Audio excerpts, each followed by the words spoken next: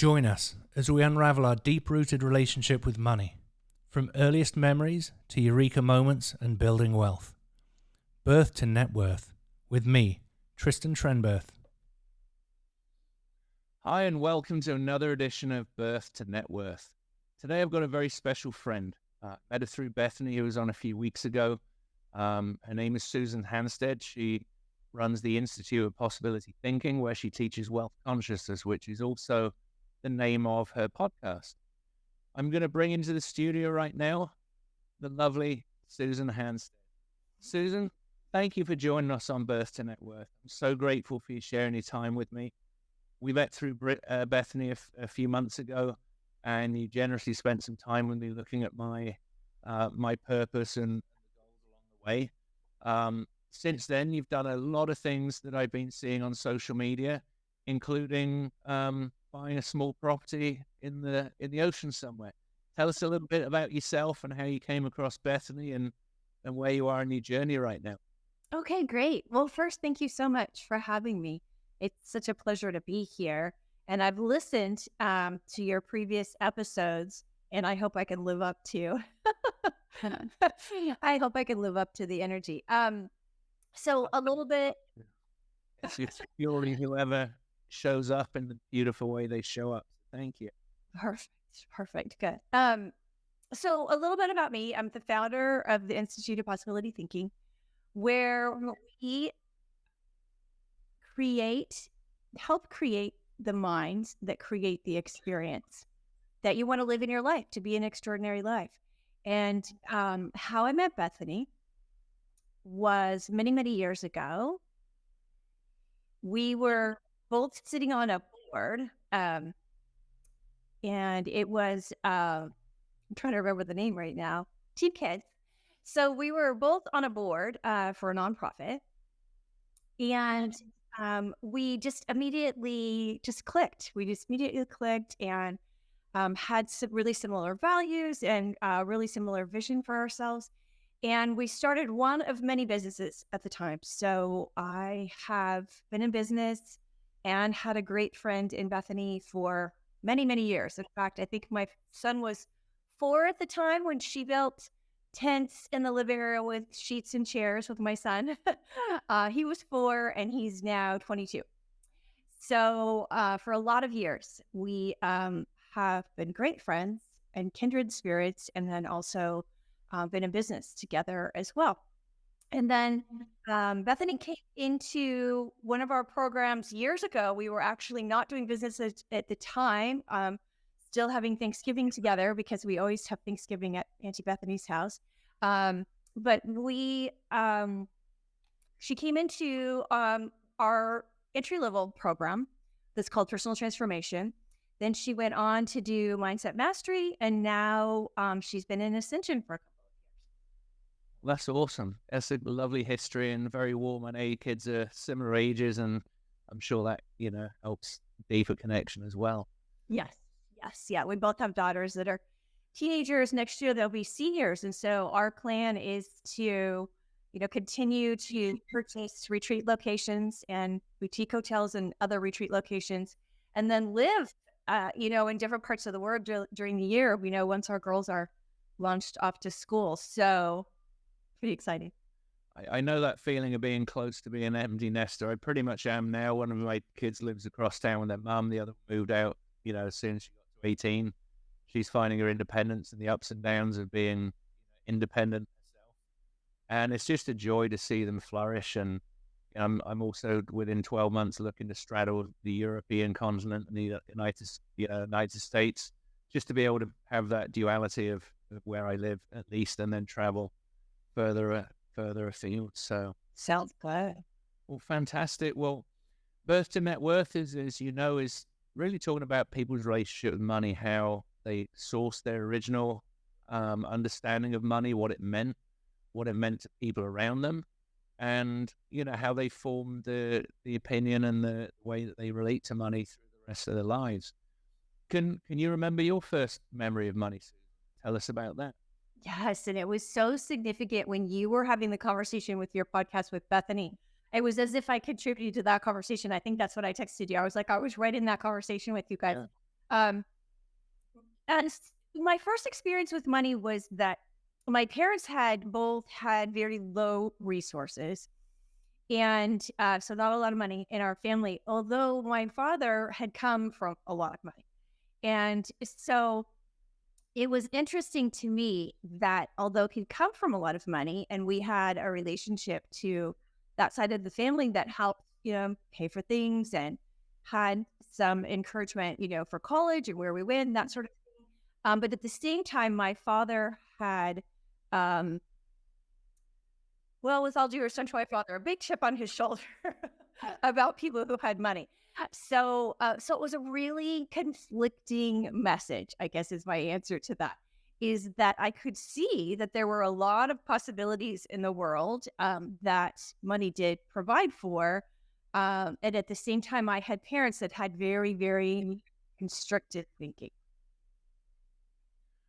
I just feel there's probably a relationship to your company name, Institute of Possibility Thinking, that may have sourced around that time as well. Right? Yeah. Yeah.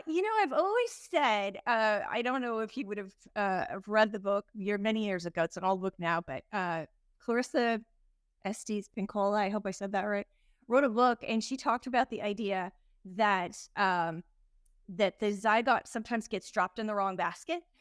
And I've always said, that's me. I was the zygote that got dropped in the wrong basket. Yeah.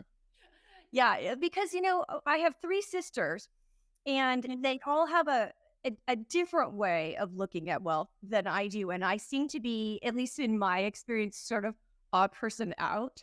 So I've always said, "Oh, that must have been so true. I got dropped in the wrong basket." Okay. So I started really young, thinking about how I was getting out of there. Quite frankly, yeah, I did. Yeah.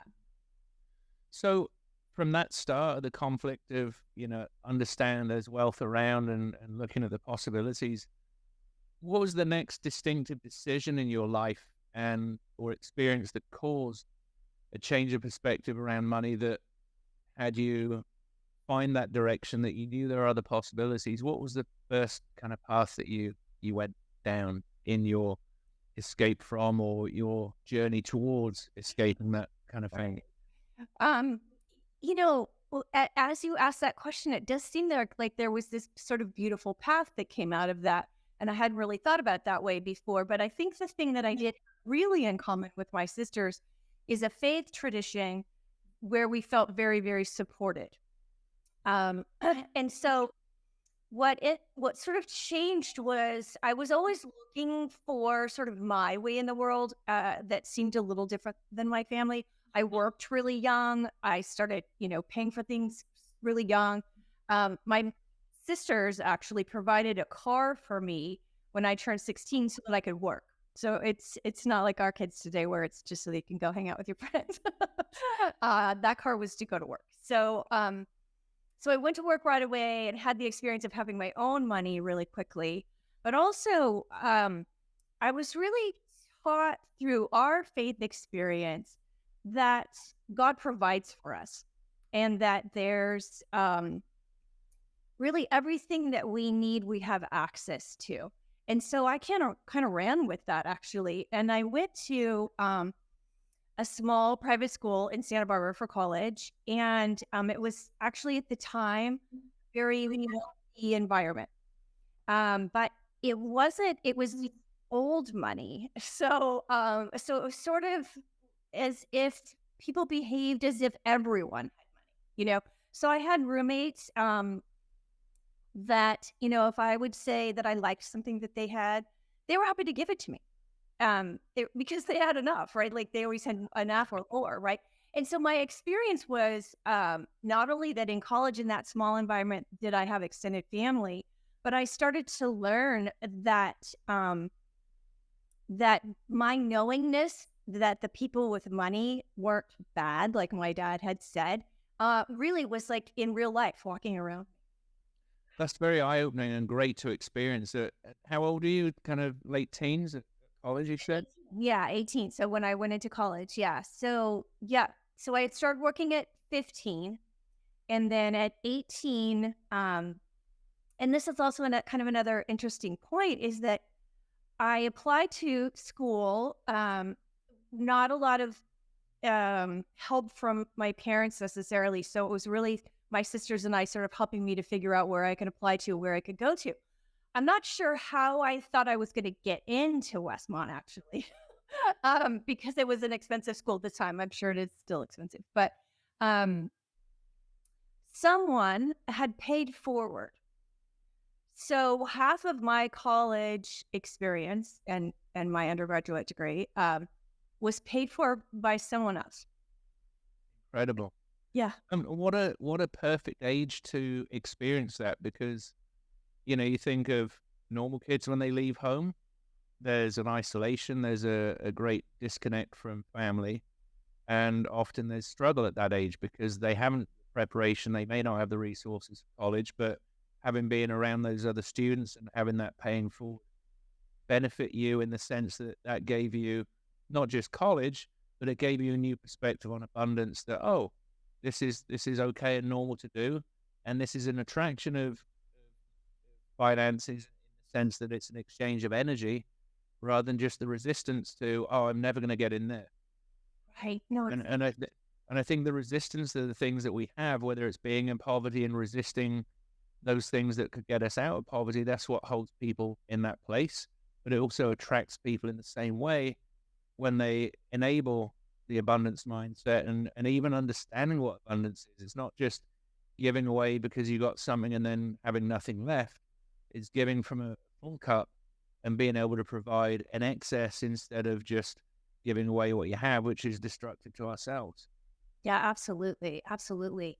Yeah, Edwin, it was an interesting experience for me because the family that I was raised with, the parents I was raised with, they weren't really too involved in this. So they were there to kind of drop me off in Santa Barbara. But beyond that, they were not involved. And so this new family now had taken me in and didn't really ask if I had come from a wealthy family or not. That wasn't really a question in our dorms. Hey, what does your dad do? It didn't really come up. And so people assumed that I came from the same kind of wealth that they did, even though that absolutely wasn't true. And that's a lovely equalizer as well, isn't it? Because it's, so many conversations that we go to, whether, I haven't been to a bar for a little while, but oh, Susan, what do you do? They're trying to kind of judge you based on what do you drive, where do you live, what do you, and then this is an isolator or a separator for people and resistance to what somebody might have, rather than just accepting people. And it may not have been thought in their mind because their first experience of money was abundant. It wasn't a question to understand where you stood in the social scale, I suppose. Right, right, right.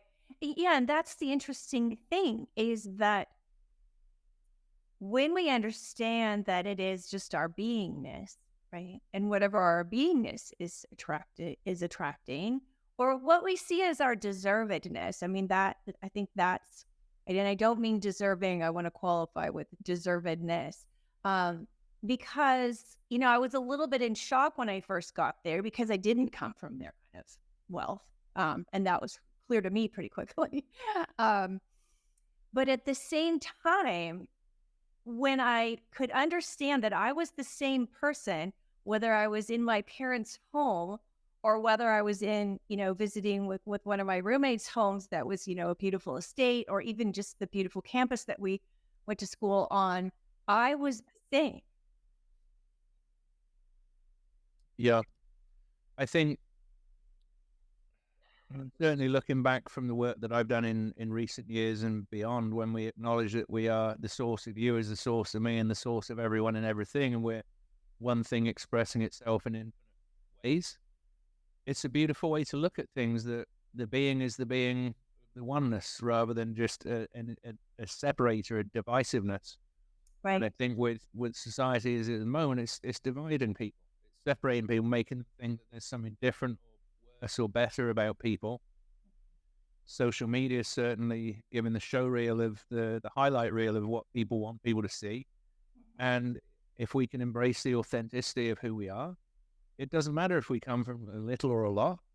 We can just be and contribute equally to what there is from the journey that we've had.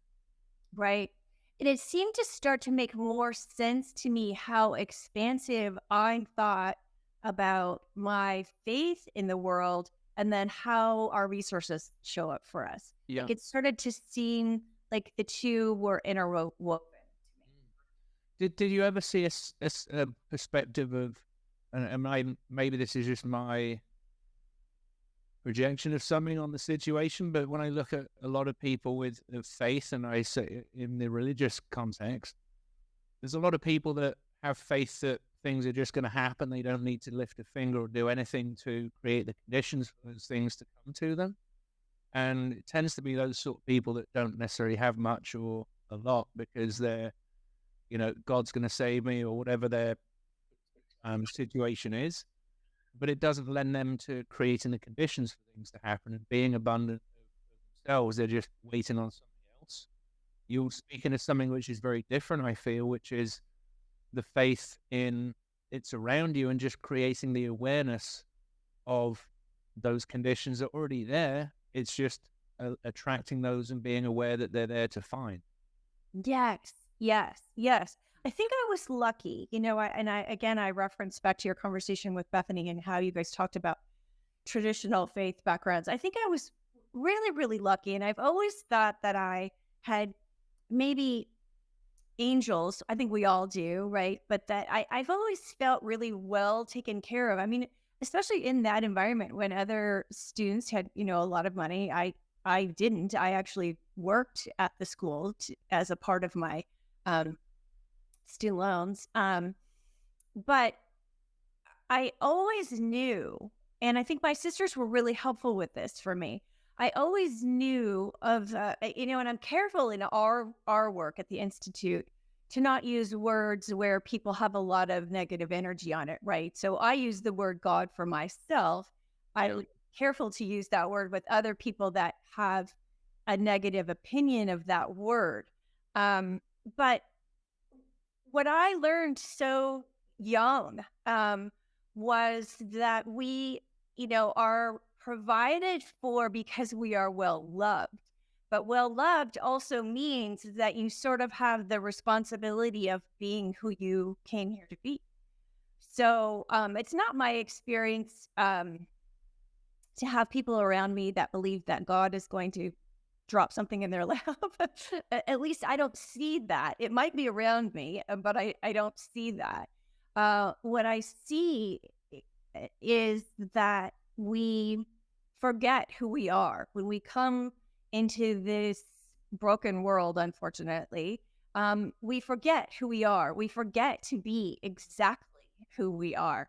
And so the work that I do and we do at the Institute of Possibility Thinking is really return to that original divinity. In other words, being fully expressed in your gifts and talents and what you came here to do and be. But that is love right there. That's all encompassed in love. In fact, the more you are that, the more you actually, sort of resonate with that love. And that the more you're clear about that, the more you can stay, attuned to it, the more everything, yes, works out because you are in your purpose, not because you've been sitting in the closet envisioning what, what a Tesla smells like. Yeah. And isn't it interesting how we can look at the word God, which I had a lot of resistance to. I was raised Church of England until I was about 12, told my parents they didn't believe in that, went very atheistic for a number of years, and then, understood energy and understood there was something more.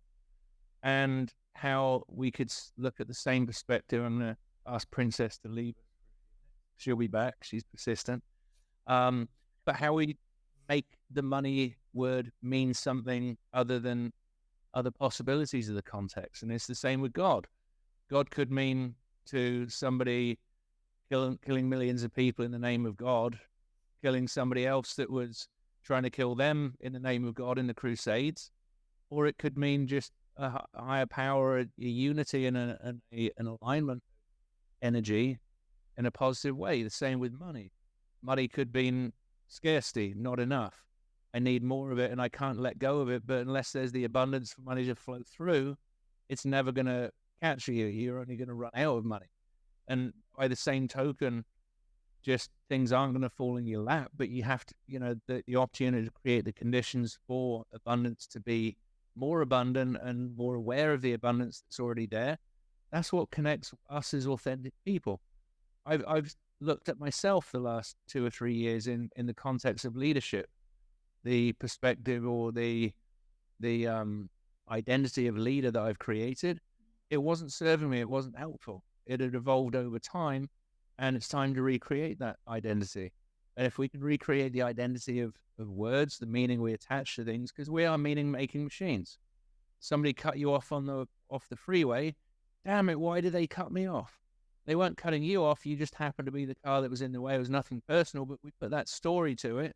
And then if they think that you cut them off, you can feel this intense energy. And I wasn't aware until I realized I was an empath that it wasn't my stuff. It was somebody else's. And I can just, command emotional release and let go of it and understand it's not mine, but I can be aware of it and reject that. So how from college to, whether you were employed full-time after college or you became an entrepreneur immediately, how then did that help you in your next few years of the outset of your business career and your life past college? If you wouldn't mind, I'd like to take one step backward on what Absolutely.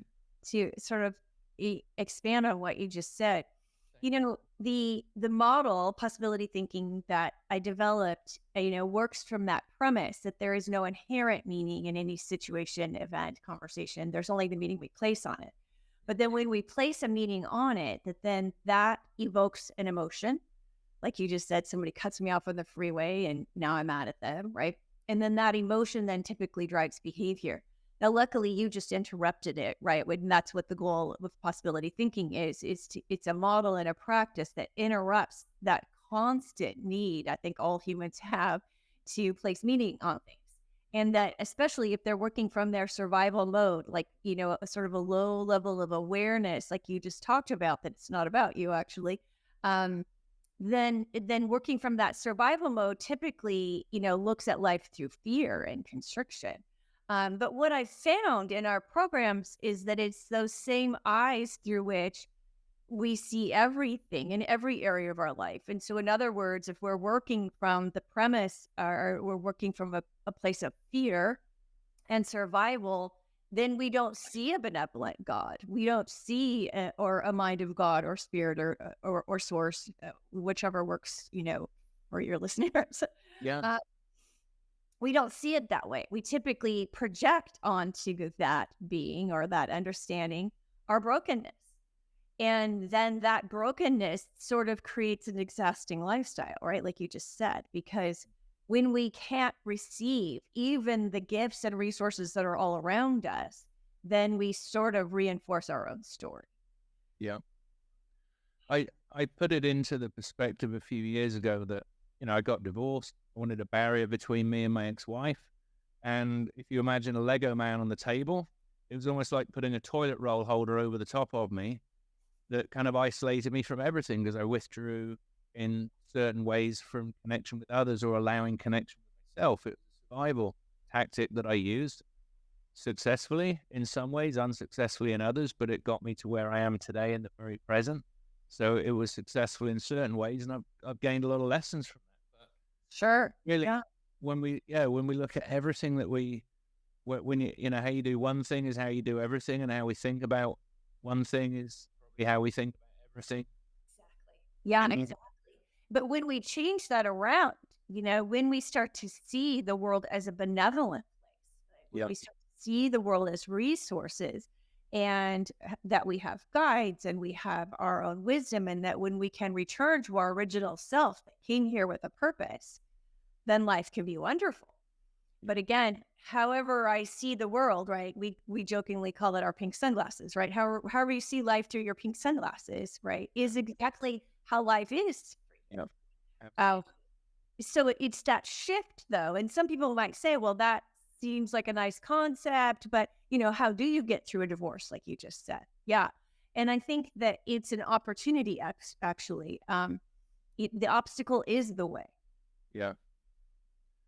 Yeah, it's funny. I had a dream. I did a sound bath a week and a half ago with a couple of friends we met at Abraham Hicks who came through town, and she was talking about a wall. We were walking into the woods or somewhere and talking about a wall, and there was a window, and we could see through the window. We could see the life we were looking to live into, and part of the thing was to break the wall down and break through it. And I was aware it was only a piece of wall like you'd see on a building that they tore down, except a piece of wall so they could call it renovation instead of a complete rebuild. And I was aware that I could go around the wall, but that wasn't the path that I need to take. It's going through and, working with the obstacle that you have, taking it down in whatever way is appropriate and working through it, because going around it is just a shortcut that's never going to reset and remove the obstacle that was there. It's going to show up again and again and again. Yeah, I couldn't agree with you more. I think that that's absolutely true. And I think we learn about it sort of at deeper and deeper levels when we have to do it that way, right? Because we've all had to do it that way. But moving through it takes a certain amount of courage, but I do think that that's the shorter path. Yeah. Yeah, I mean, we've all seen David Blaine or, these other people. What was the guy? David Copperfield, wasn't it? He walked through the Chinese wall. Right. Still couldn't figure that out, but, it's, Yeah. I mean, there are similarities in that. It's possible. It's just how we go about it. Some may need to climb over it and leave it behind because it's there and it was a reminder of what they've left behind, and it helps them remember what they chose for their future, or in the fact that tearing it down is the right way to make sure it never shows up again. And I guess that's just a choice within ourselves. It's like tried to give up smoking several times. I did for a while, and then I went back to it. But it was a mental switch that until I chose whatever I chose on that one day, I never picked a cigarette up again. That was the shift. It was almost going around it in the previous times and then, taking it on, Right. That was 20 years ago now. Wow. Well, good for you. Yeah, I think that, we talk about this a lot in our programs that, you're one thought away from changing the trajectory of your life. Yeah. Yeah, absolutely. So, the place you got to past college, you had this great experience of abundance and people helping you, supporting you, but it wasn't just you. It was the way they were with everybody. They were Absolutely. each other. It was a collaboration rather than a competition. Right. In maybe other backgrounds in life. How did that help you set up? Did you start your own business? Did you work with somebody else? Tell me about the next few years and how that set the foundation for those years. Yeah, there's so many lessons that came with those years for sure. Actually, my college had a great alumni support, and so I was able to, through alumni, get a job in advertising. And what I noticed immediately was there wasn't enough room for me to move quickly. I'm a fast mover. So I found my way into sales, advertising sales, and then into technology sales. So I spent about 10 years in technology sales. And the interesting thing was that it created an opportunity to heal a lot of those early family wounds around money, because in sales, I was able to make as much money as I wanted to. But I got a lot of negative feedback from my father. He had a phrase when I would show up driving whatever car I was driving or dressed in a way that he didn't feel comfortable with. He liked to use the phrase "no daughter of mine," which I can laugh about right now because I don't even know what that means. But the more that I was successful, the more that there was a lot of family kind of constriction. But at the same time, I would say that I'm a recovering driven personality. I'm always working on slowing that down. I had a long list of things that I wanted to get done. So I sort of pushed through that and had to, in many ways, heal a lot of those father wounds, quite frankly, because also technology at that time, was mostly men. And a salesperson in technology is sort of an odd person out to begin with, right? Because usually technologists see themselves as being very, very, smart, that they can write code and be engineers, right? What do we need a salesperson for? The Yeah. stupid salesperson. But then they also noticed that I brought them a lot of business. So it was just an interesting time because, and maybe other people have had this experience where it's like, pulling against a rubber band, sort of, in that I was making a lot of money. I was successful. I bought my own home. I then turned it into a rental. A lot of things were going really well, but how I felt about myself was, it was difficult. I felt that I didn't have my father's blessing at all. um, and I felt like it was always really a hard push in technology. And although I was able to access, a lot of very interesting, smart people in that process, I had to get out of it because it was so hard on me to be in an environment that didn't support me. But as I see now, and even in this conversation, I see that it's again where we take our wound and we project it on, or we bring it to the next experience. So it was a really healing time for me. And then I became an entrepreneur. Then I started. Well, I went to grad school while I was in when I was in technology, and got my master's in marriage and family counseling. I never wanted to do therapy. I really just wanted to help people change the way they think. And what I had found was, sort of this culmination, quite frankly, of my entire life when I became an entrepreneur, because I'd had these limiting beliefs in my original home that I sort of pushed through, but probably hadn't healed. Then when I started making my own money and sort of creating my own life, I had to actually accept myself instead of the feedback of others.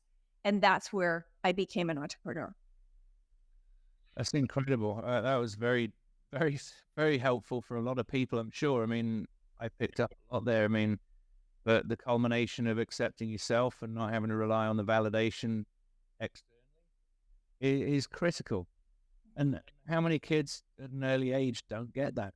They don't understand that. I mean, some kids do, but how can we bring more of that to the younger generation, especially with the social media? And again, not to, dwell on that too much, but that is such a challenge in removing the validation that they have to have likes, they have to have comments, they have to have followers, and it's a popularity contest, and that's manifesting itself in life. Yeah. Again, more shallow relationships, less depth and connection we were talking about earlier.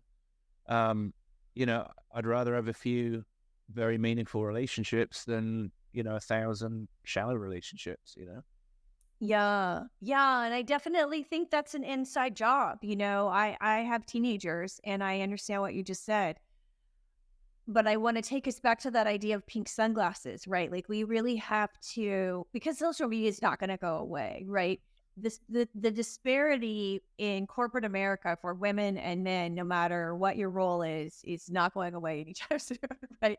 So we have to learn to move through the obstacle, right? And we need to look at it as a source of information for us.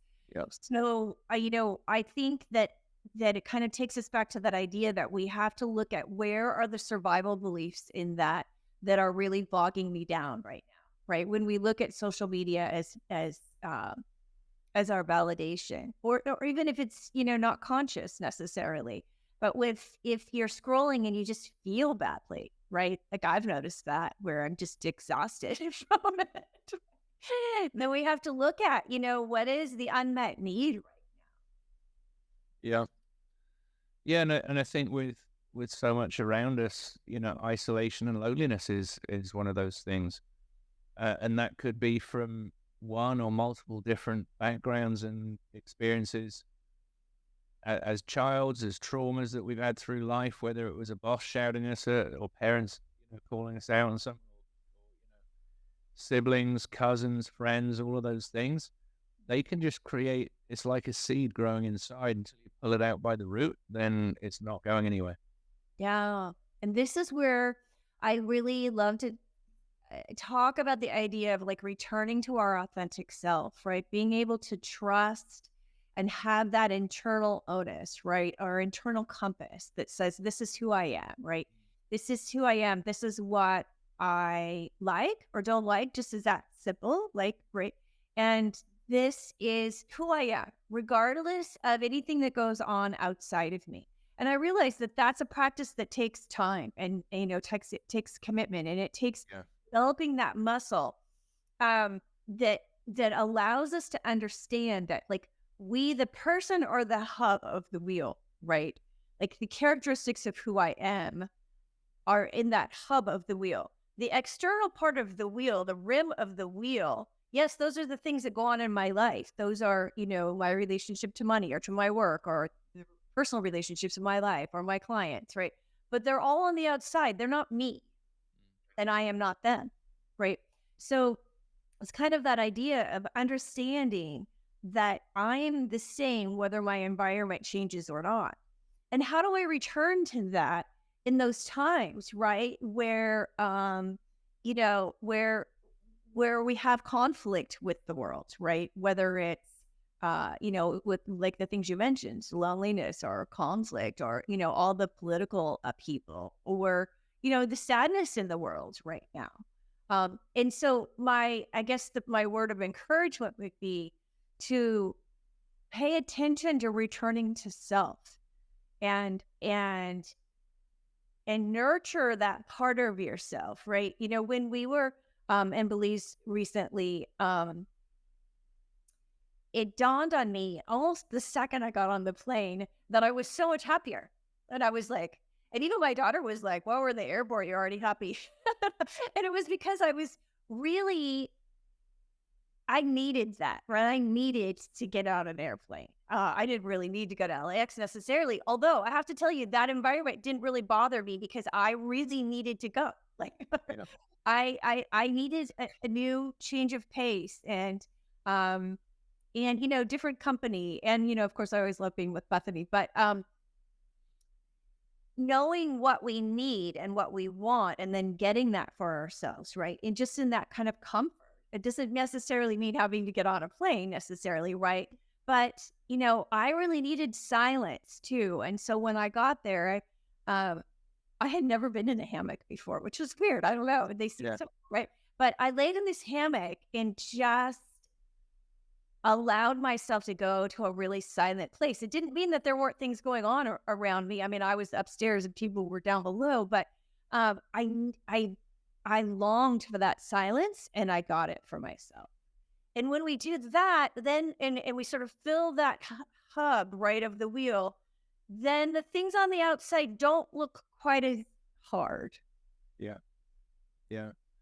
I think there's speaking from my own experience, as I mentioned, really connecting back to that deep authenticity and identifying what's you, what isn't you, and what's people pleasing and what's, pleasing within yourself just by being accepting of who you are.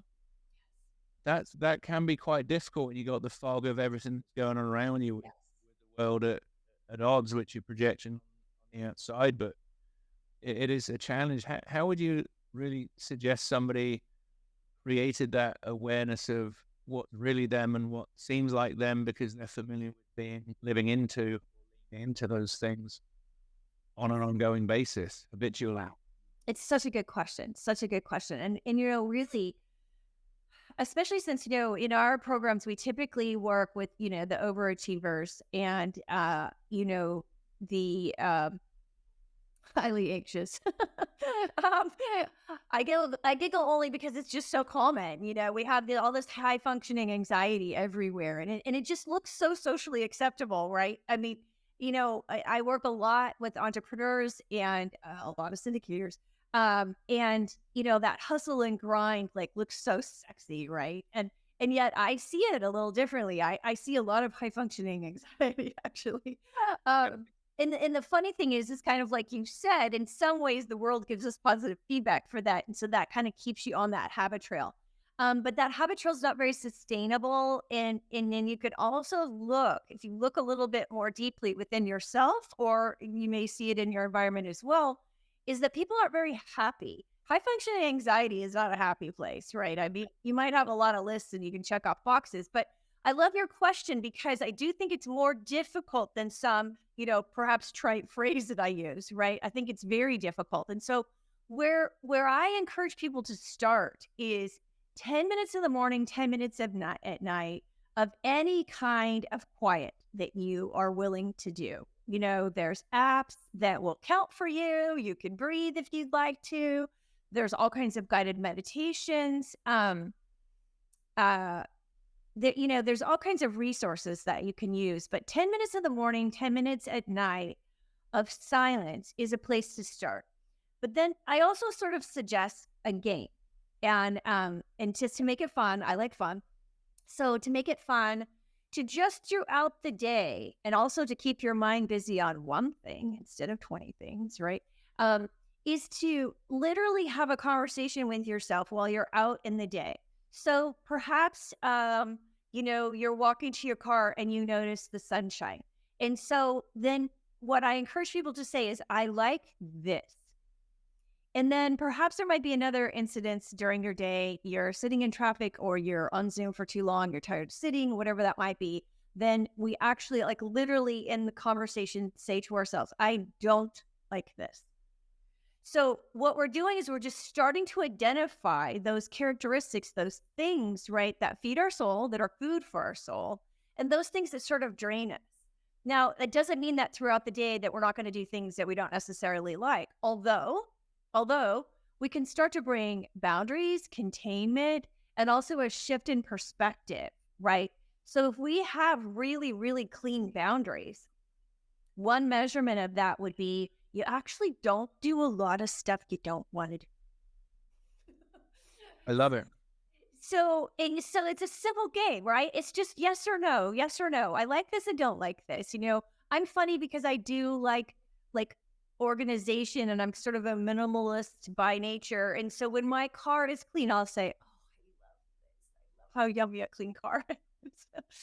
or I like folding laundry, right? Or I actually do have to-do lists, and when they get checked off, I say, I love this so much, right? But what it does is it starts to get us to pay attention to ourselves, as opposed to just continuing throughout the day to make yourself do the things that you do, consciously or unconsciously, that create this numbness for us. This comes back to awareness, it sounds like. Creating the conscious awareness within yourself that something brings you joy, it makes you happy, or it's acceptable, or it's tolerable, or it's something that degrades you. And I think that's key, because I'm not a grinder. I'm not one to sacrifice my life for something in the future. I want the essence of what it is right now, and it's available to us. I'd love to own an Aston Martin, but I can go and rent one if I want to a couple of days a year before I really want to have the cost and everything else that goes along with running a fast, expensive car. That can bring me the essence right now. Jumping out of a plane can give me a thrill. I can go and do some of these things, but it also balances with the other things where you don't have 250 grand sitting in the bank to go and buy one, and 30 grand a year to run the thing, versus, doing the things that you are financially benefited from doing at this time, but also identifying the things that give you joy that may well be a higher leverage of your time, a higher value. So once you start identifying those, you can do less of the things that take you longer, more anxiety or more stress in doing those things, to be able to then leverage your gifts and the joy that you get from these things, and earn a lot more money from doing a lot less things. And it's not necessarily just financially, but just leveraging your time to bring you more abundance and joy and fun. Because laughing and fun is so important. We forget that. But you just sitting on the plane, that shifted the energy, and suddenly there was something that came across you that just released everything that was on you, the outside of the airplane. You Right. from there, and you're in a different place. Right. For everyone on the plane, was in a similar position, that was going there for release and joy and relaxing, that were also able to, and that also collectively generated a greater response. Yes, yes, that's such a good point. Yeah, that is such a good point. It is such a good point because, I noticed that when I'm in that place, I notice that people respond sort of accordingly too. But I also notice, that some people, like, have the ability to do all those things that you just mentioned, but they still are unhappy. Now, I'm not saying it's like black or white, some higher thought that it's not good to have things. I love things. So so there's no problem with things. But I think that what you mentioned earlier is that conscious awareness, bringing your attention to the present moment, because you then can actually be in that moment and not another one, so it may be the car that would be more fun, or even the airplane, right? But practicing to being in that awareness could mean that just the silence in my car sometimes is the thing that can make me feel really happy or tap into my happiness, because I believe it's always there. It's just that we get so, in our, back on the habit trail, that we forget to notice and we forget to tap into our own. I can refer back to a meditation I did about 5 weeks ago. I meditated for an hour. Seemed like 15 minutes, but it was the first time I'd really heard my inner voice in that setting. And I haven't done it since. Been busy in time and all these other things, but the awareness of that was incredible. I'm going to do it again. Even, half an hour, 45 minutes over time may well bring that sooner. The awareness is there, and the listening and the quieting of everything else around in your mind. I think that it's a similar thing where whether you're meditating or just being conscious in what you're doing, Right. that's also bringing the awareness and the gratitude for identifying that, hey, I love this. This is a great feeling to be in. How lovely I can do this after I've done these other things and found somebody else that can take these things off my hands. I can have more of this.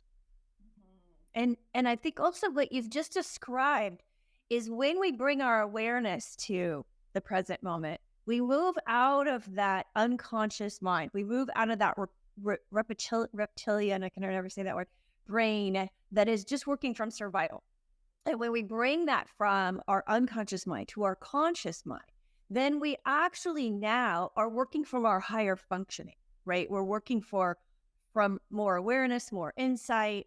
But when we are unconscious, when we're just working from our survival place, that tends to be sort of low energy, right? It tends to be not insightful or creative energy. And so when we look at the idea that by bringing our awareness to, we actually are getting more clear on actually who we actually are. Because when we're just in our unconscious mind and when we're in our just basic, the basic gray matter of the brain, that's very, get fed, get enough sleep, run from, the tiger. It's pretty low level. It's not enlightened thinking. It's not creative thinking. It's not the thinking that then gets us to the next level. I mean, basically, that is our conditioned self that is based in survival. And so since that's not really necessary for us in this day and age, we actually have to practice getting out from under that. Absolutely. It's Matthew calls it the drunk monkey. It's the same exact thing. There's no bears chasing us. If a bear does chase me, I'd like to be able to run, but Right. it's not necessarily to be always looking around you for a bear if you don't live in bear country. Right. And But that's unless you, what we're doing. right. And then unless you bring your awareness to that, most people are living in that anxious place. And they look, really presentable, right? And they look like they're making a ton of money or whatever else. They look great. Although that kind of anxiety is not sustainable because we were never meant to run from the tiger all day long, right? But also, I think what you said earlier was so important is that when you had that experience of the meditation and then you can borrow from that again, you're actually rewiring your brain now out of survival mode and creating a new neural pathway that says, I know how to take myself to this relaxed place or this, open place, whatever it was that meditation, benefited, whatever the benefit was, that you can borrow that again and again. And the more often you do, whether you're actually in that hour or just borrowing from the feeling of it, then you are now, bringing your attention to rewiring the brain, literally, so that more times than not, you could be in that really mindful place like you are in meditation, as opposed to being in that really unconscious place. Absolutely, yeah. So since you worked in the sales and now you're running the Institute of Possibility Thinking, you got your podcast and you're on conscious wealth or wealth consciousness program. What have you taken, and have you shared a lot of it along the way? What are the key things where we can recontextualize what people have learned in a shorter space of time to boil down our, yours and mine, 35, maybe 40 years of life experience into a few minutes or a few hours of what you convey to other people? And how do you get them into the space of that piece to be willing to look at something from a different perspective, where there may have been fear, there may have been trauma from their past that they're holding on to, and they say, people that have been abused, they find other abusers because that's the way they relate to love. In the same way with money and finances and awareness, gratitude. What tools do you use to help people relate to it in a positive way, where they can touch it, feel it, and then recontextualize it in a way that then serves them moving forward as something they used to do, and that they can see a new future in what they live into? Yeah, that's such a good question, and we could probably talk all day on that. But to be like concrete, like you were asking, we have very specific tools. The reason that I created the methodology that's called possibility thinking is because when I was trained as a therapist, no disrespect to therapists, but what I learned was that we're still going to keep blaming somebody. We're going to keep thinking this through. And because, I'm a recovering ruminator, we could think things through till the cows come home, right? But I got to a place where I said, I don't believe this. I don't believe that we have to, this can't be what we're meant to do. We can't be meant to come into this world, yes, broken. Yes, people have experiences that are difficult, like you just mentioned. It can't be that you spend the rest of your life repeating that. That just can't be. And that doesn't tie into a loving creator in my mind either. I was taught that, every hair on my head was counted and that the color of my eyes was specific to me. So how can that kind of loving creator say, hey, I'm going to drop you off on the planet now, and, bad things are going to happen to you. You're going to have to work this out for the rest of your life. That sucks. Don't sign me up for that one. Yeah. As I got a lot of training in grad school, I then looked for more training. In fact, I studied with many, many, many authors and PhDs and people who had looked at the combination of thought and spirituality. And I came up with this methodology, possibility thinking. And the premise of it is that when we work from neutral, just like your cellular system works better from neutral, just like the body works better when it's at a place of rest, right? Our thinking, when we can get to neutral, allows us to actually even be open to seeing what's possible. So the idea of possibility thinking allows us to see that there's no inherent meaning. And this is a tough one. Again, this is not a concept that's easy to grasp in, even an hour. It's a tough one because we want to think that there is meaning placed on things, especially difficult things like the things that you've mentioned. But at the same time, I don't believe that we are to carry those wounds throughout our life and continue to, bump up against everyone else as if it's a pinball game, right? Of just bumping up against people that are wounded the same or have wounded people. So possibility thinking, I developed it so that there's an understanding that we can get to neutral. And from neutral, anything's possible. So when I think about, how could someone be benefited from this conversation today? We can start at the very minimum, and that is that we're all working from thought models. And those thought models give us the same result every day, right? So those thought models create what we call Groundhog Day, where we just keep doing the same thing over and over and over, right? And maybe we've done it in a couple different relationships or a couple different businesses. But when you start to see those patterns, that's where we can really start to break it down. So most times people come into our programs thinking that it is a thing outside of them, that it is an experience with trauma, or it is, an experience at work, or it's an experience with money. But the key to all of that is going to those survival level beliefs and then learning the practice of getting to neutral. And then what would you like to do with that going forward? So, really basic things that we can do, since we can't do possibility thinking today, but really basic things that we can do is we can start to just question when we see ourselves in those Groundhog Days. If you have that awareness, we can start to question, really, what does this mean? And if it means this, my definition, right? I think earlier you said the person cut you off on the freeway, they're a jerk or whatever. They're selfish. They're all those things. Could it mean anything else? Now, that's not how simple possibility thinking is, but that's like a simple place to start. Because if it could mean something else, does it really mean anything about me personally? Yeah. It's a good place to start. But also a good place to start is just that 10 minutes again, 10 minutes in the morning, 10 minutes of the night. Learn how to get off the habit trail, because we're just reinforcing those neural pathways, right?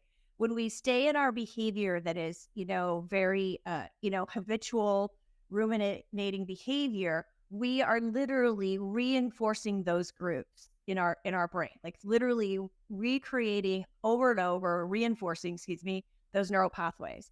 And what that's going to do is get us the same result every time. So we need to break that pattern. And so 10 minutes in the morning, 10 minutes at night of any kind of silence, or if your mind is too busy, grab an app. There's so many of them. Many of them are free, where it'll just count for you or count for yourself, or, decide that you're going to count on the inhale and the exhale. It's really starting to go to that inward place where you can actually start to pay attention to whatever it is that needs to be healed, because we are constantly working it out in the world, and we have to stop working it out. We actually have to put a stop to that. I'm not sure if that answers your question. It really does. I mean, it's so critical. They call it pattern interrupt, don't they?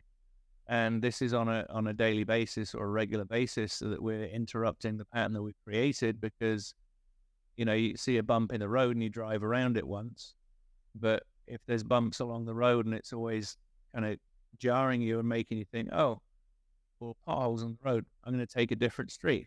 Probably a better analogy. I don't need to experience these potholes every day, time after time. I know where they are and I have to swerve around them, and then that puts me in danger of something else. It's holding on to something that we attach comfort to because it's familiar to us. Familiar, exactly. Exactly. But that creates that Groundhog Day, and I think we're made for more than that. I believe wholeheartedly that we're made for more than that, and that is exhausting soulfully for most of us to keep doing all the workarounds. The interesting thing about the work that we do at Institute of Possibility Thinking is that each time that people come through our programs, we'll ask them concretely, what did you get from these programs, right? Like, what was the thing that you got?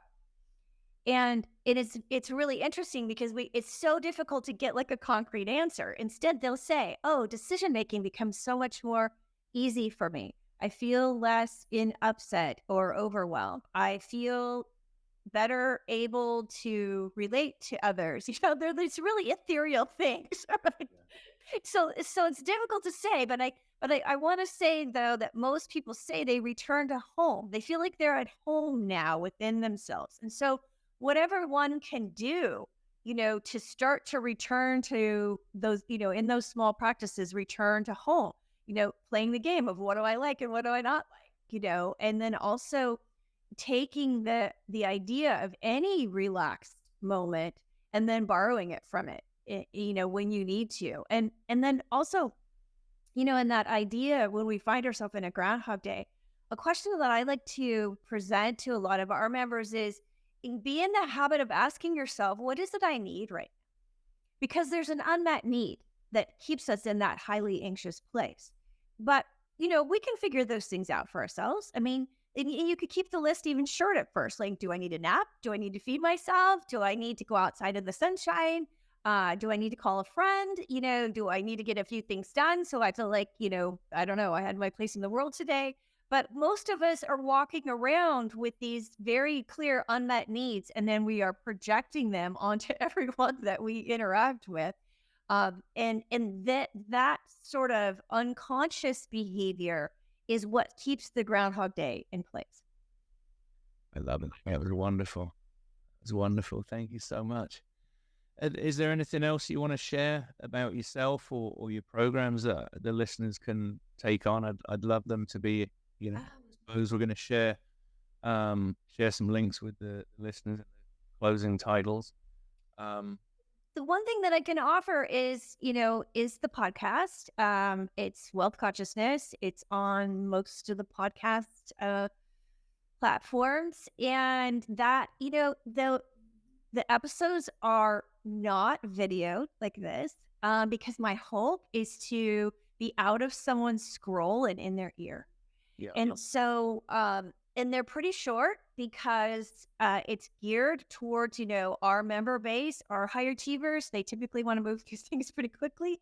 But it'll give your listeners a chance to also breathe. We always start that podcast with a little breath work so that you can bring your attention to the present moment. So that's something that I can offer. Also on my bio link, we have retreats that are available. Of course, we've invited you, Tristan, to come to retreats. And we have retreats. And then the Institute of Possibility Thinking has two main programs. There's Mindset Mastery and then Essentially Wealth Consciousness. And so those programs are available. They're also on that link for application and to get on the wait list. So those are the ways that I personally serve our community. Well, that's wonderful. I know it's impacted so many people. I know Bethany introduced us, as we said at the beginning, and you've done so much for so many people. Thank you so much for joining us, Susan. I really appreciate it. Thank you. Guys, I hope you've enjoyed the episode. We'll be back in 2 weeks with the next episode. Have a great day. Thank you. Bye-bye. Follow Susan and the Institute of Possibility Thinking. Check her out on socials. Don't forget to subscribe to her podcast and her YouTube channels. And let us know what you think below. See you next week on the next edition of Birth to Net Worth.